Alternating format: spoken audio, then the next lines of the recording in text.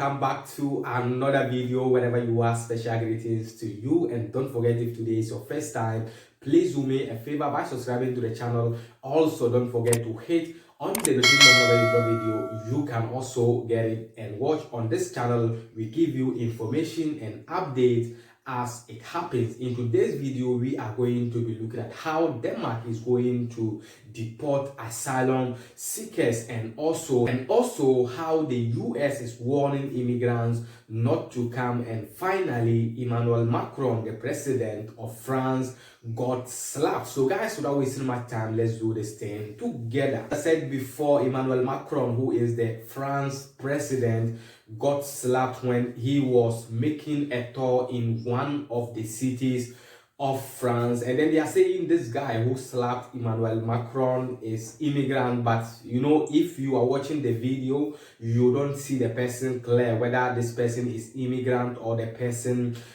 is a citizen, and then there is no a clear clarification of the guy who slapped Emmanuel Macron, because Emmanuel Macron thought that it was a handshake. So at the end of the day, this guy decided to slap the whole president of the Republic of France. And then the ministers has reacted to this thing that happened, because the video went viral. It went worldwide as this guy slapped Emmanuel Macron, because Emmanuel Macron is not someone that you can just slap. He moves with bodyguards, you understand, but there was opportunity for you, to see Emmanuel Macron close to you, and then at the end of the day, this guy decided to slap. And then I don't know what this guy was thinking, and then all of the sudden slapped the whole France president, who is Emmanuel Macron. I hope you have seen the video, and then if you have not also seen the video too, let's watch the video. When we are back, we will give you the rest of the update. So stay. Bonjour. A friendly handshake that wasn't. Oh! Bodyguards jumped on the man and held him to the ground as President Emmanuel Macron was taken to his car. The assailant and another man were later arrested. The incident took place as Macron wrapped up a visit to a school in the Drôme region. This short mobile phone footage shared on social media sent shockwaves across the French political spectrum and beyond. In Parliament, the Prime Minister said targeting the head of state amounted to targeting democracy. La démocratie, c'est le débat, c'est le dialogue, c'est la confrontation d'idées, c'est l'expression de désaccords légitimes. Mais ça ne peut en aucun cas être la violence. Opposition leaders were quick to condemn the attack and express solidarity with the president. I am the biggest opponent of Emmanuel Macron, but he is the president. We can fight him politically, but we cannot allow ourselves to resort to violence. Far-left leader Jean-Luc Mélenchon also tweeted in support of the president. He came under fire recently after he warned of grave incidents in the run-up to next year's presidential election and suggested that the vote would be manipulated. The slap represented a serious security shortfall as Macron continues his tour of France, keen to meet with business owners and students frustrated by months of COVID restrictions. The president had been heckled by bystanders in the past, like in 2018 at the height of the Yellow Vest protest movement. The term Macronism, uttered by his aggressor on Tuesday, is often used by people who view the president's leadership style as aloof and arrogant. I hope you have seen the video. So that was how Emmanuel Macron got slapped when he went for a tour in one of the cities in France. And now let's move on to the next story. We are moving to Joe Biden's country, which is the United States of America, that is the USA. And then the vice president of Joe Biden is also Kamala Harris. And we were thinking that Kamala Harris being Joe Biden's vice president, things are going to move well for immigrants living in the United States of America, and then even immigrants who want to, enter United States of America. Because when Obama was in power, it favors a lot of immigrants, and Donald Trump came, and then immigrants were suffering in the United States of America, and then Joe Biden and Kamala Harris came into power. So we were thinking that this is going to still favor immigrants, not knowing that Kamala Harris has prepared prepared for immigrants. This woman is saying if you are immigrant and you want to try to cross to the country USA, they are going to send you back to your country. When I heard this, I said, wow.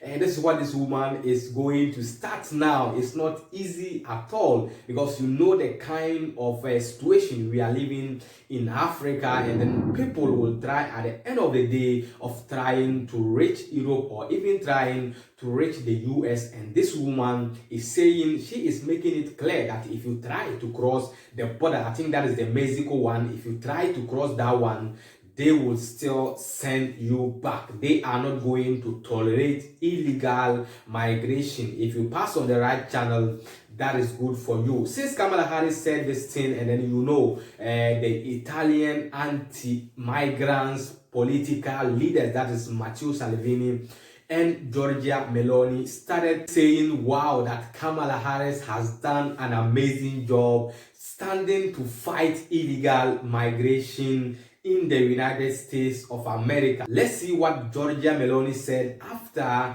Kamala Harris voiced this thing out against illegal migration. Giorgia Meloni said, difendiamo I confini, fermiamo l'immigrazione clandestina, blocco navale subito. She is saying Italians have to do, or Italians have to stand like the way Kamala Harris is saying. Immigrants don't try to cross to come to the country. If not, they will still send them back. And then Matteo Salvini, you know, Giorgia Meloni moves with Matteo Salvini. Matteo Salvini also said on the information superhighway, that is on the Instagram, that trova le differenze.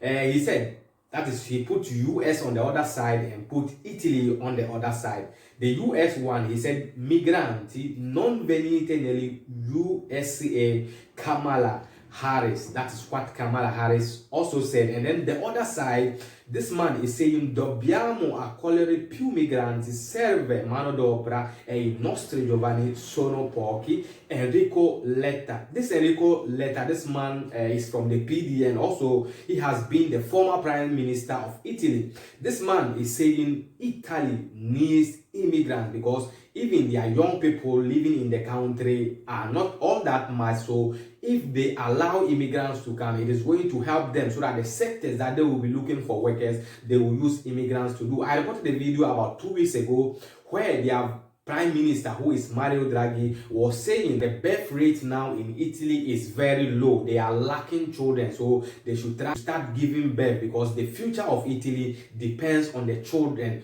And then now, if you don't want to born or if you don't want to give birth, who are going to be the future of the country? And this man, who is Enrico Letta, who has been the former prime minister of Italy and also leader of the PD, is also saying that they need immigrants in the country. I think you have understand the scenario now, the way Kamala Harris is talking against immigrants, and Matteo Salvini and Giorgia Meloni is also in Italy here saying this woman has done an amazing job. So let's go and watch Kamala Harris' video. When we are back, we will give you the rest of the update. So stay. I want to be clear to folks in this region who are thinking about making that dangerous trek to the United States-Mexico border.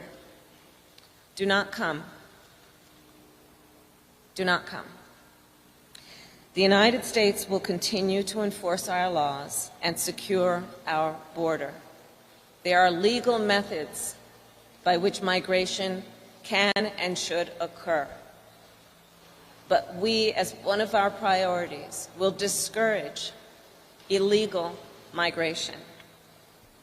And I believe if you come to our border, you will be turned back. I hope you have seen the video. So that is what Kamala Harris has voiced for immigrants who want to try to go to the USA, that is the United States of America. And now let's move on to the next story. We are going to Denmark. Now Denmark is saying they are going to deport all asylum seekers living in Denmark. They are saying that the EU don't want them to do that, but they are trying to do this thing because they don't need immigrants in the country. Again, guys, it's not easy at all. for Denmark doing deportation is not today, but now they are going to do it generally. They are going to do it generally, which the EU don't want to accept, but they are saying they have passed their law and then they are going to do what they want to do. So for Denmark deporting asylum seekers, the EU needs to accept it before they can do that kind of thing, you understand? But they are saying they have passed the law and then there is nothing that the EU can do to stop them from the asylum seekers